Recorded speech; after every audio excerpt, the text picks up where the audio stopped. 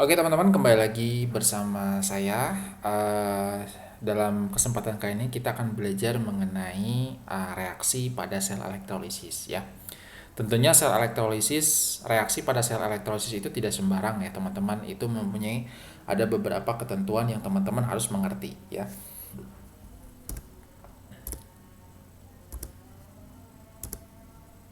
Oke.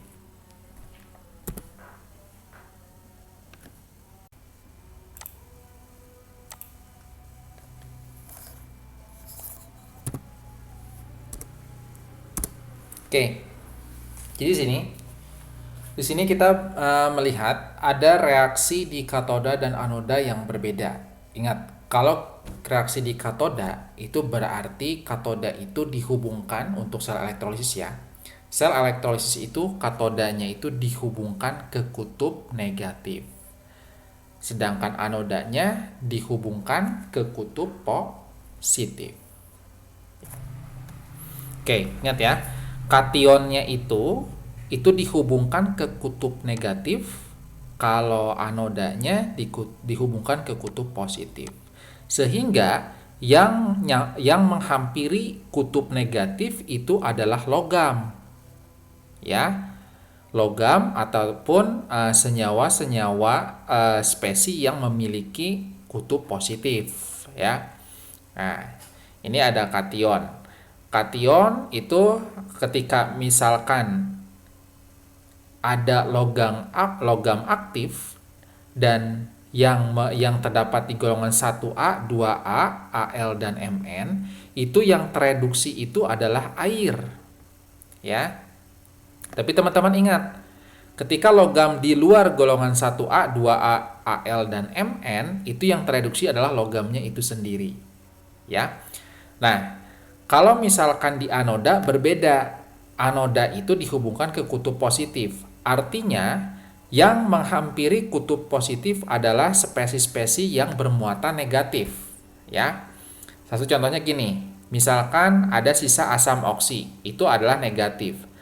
Nah, ketika dia bereaksi, itu yang bereaksi itu adalah airnya. Kalau misalkan si suatu senyawa yang dilarutkannya dalam keadaan larutan. Berbeda dengan misalkan kita punya asam misalkan Cl-, Br-, I-, atau OH-, itu yang teroksidasi adalah senyawa zat itu sendiri. Misalkan kalau Cl- yang bereaksi itu menjadi 2 Cl- menjadi Cl2 plus 2 E-, ya. Kalau Br- tinggal ganti aja 2 Br- menjadi Br2 plus 2 E-, ya. Ketika OH- itu bereaksi menjadi 4 OH- menjadi 2H2O plus O2 ditambah 4 elektron, ya. Nah, konsep ini bisa berlaku kalau dihubungkan ke logam yang inert. Kalau yang tak inert itu yang teroksidasi adalah si logamnya itu sendiri. Nah, logam apa aja kah yang tidak inert? Logam yang tidak inert itu adalah logam PT, AU, logam yang inert itu adalah logam PT, AU, dan karbon. Sedangkan yang tak inert di luar itu.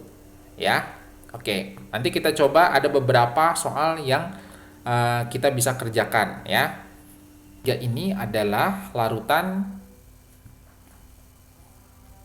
yang di dalamnya terdapat senyawa KNO3 dan di situ terdapat tentunya aqueous, artinya air. Di dalamnya terdapat senyawa itu sendiri, senyawa KNO3 dan air, ya. Nah, kita harus tahu dulu reaksi ionisasi KNO3 itu seperti apa, ya. Teman-teman kalian pasti ingat materi tentang senyawa atau senyawa ionik, di mana situ menjelaskan tentang reaksi ionisasi senyawa, ya. Ingat, KNO3 itu terionisasi jadi K+, ya, ditambah NO3-, ya. Oke, gitu ya. Nah, tentunya di sini saya tambahkan air. Kenapa? Karena si senyawa ini adalah senyawa berupa larutan. Ya, oke. Nah, senyawa ini kita hubungkan ke elektroda AU.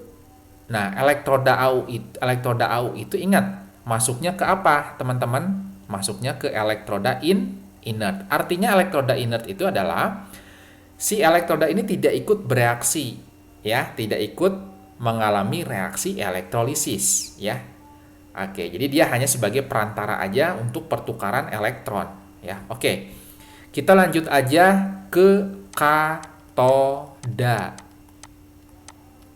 Nah, ingat teman-teman, reaksi katoda itu adalah tempat terjadinya reaksi reduksi. Siapa yang direduksi itu adalah logam, gitu, ya. Bisa bereaksi di katoda itu ada dua kemungkinan, K+ dan H2O. Ya. Cuman K+ itu kan masuk ke golongan 1A, teman-teman ingat. Ya. Dan di dalam deret volta dia itu terletak di posisinya paling kiri. Sedangkan H2O posisinya sebelah kanan. Ingat, yang mudah direduksi atau yang mudah mengalami reaksi di katoda itu adalah posisinya yang ada di sebelah kanan dalam deret volta, yaitu si H2O. Maka yang bereaksi di katoda ini, di mana dia dihubungkan ke kutub positif, itu adalah gimana teman-teman? Betul, H2O. Nah, kita langsung ikutin reaksi ini teman-teman ya. Kita tulis. Yuk, bareng-bareng. 2H2O, mirip ya, persis ya. Ditambah 2 elektron, itu menjadi H2 plus 2OH-. Seperti ini. Reaksi oksidasi. Nah, reaksi oksidasi ini, teman-teman, gimana teman-teman? Ya, reaksi oksidasi ini adalah yang memungkinkan terlibat reaksi oksidasi adalah si NO3- ini. Nah, NO3- ini kemungkinan tidak bisa dioksidasi, sehingga yang teroksidasi adalah air. Ya, ini ya, karena NO3 termasuk sisa asam oksi. Betul, jadi yang teroksidasi adalah airnya. Jadi kalian tinggal tulis 2H2O menjadi 4H+ tambah O2 plus 4 elektron. Ya. Oke. Di sini belum selesai ya teman-teman. Di sini terjadi perbedaan, ada jumlah elektron yang berbeda di kedua sisi. Sehingga bagaimana caranya untuk menyelesaikan persamaan ini? Yaitu dengan menyamakan jumlah elektron yang ada di kiri dan di kanan. Yang di kiri itu sebanyak berapa elektron? 2. Sedangkan yang di ini, di kanan 4 elektron.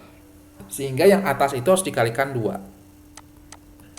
Yang bawah itu dikalikan 1. Ya. Jadi sehingga kalau kita muat, kita tulis ulang, itu reaksinya ada 4H2O ditambah 2H2O itu menghasilkan 2H2 plus 4OH- tambah 4H plus tambah O2. Ya teman-teman ya. Nah, ini kita kawinkan, kawinkan ini 4 tambah 2 jadi 6H2O. Karena sama ya. 2H2. Ini juga bisa kita gabungkan. OH- tambah H plus itu jadi H2O. Ininya sama-sama 4, jadi 4H2O plus O2. Belum selesai teman-teman ya. Ini dengan ini kan masih bisa kita coret.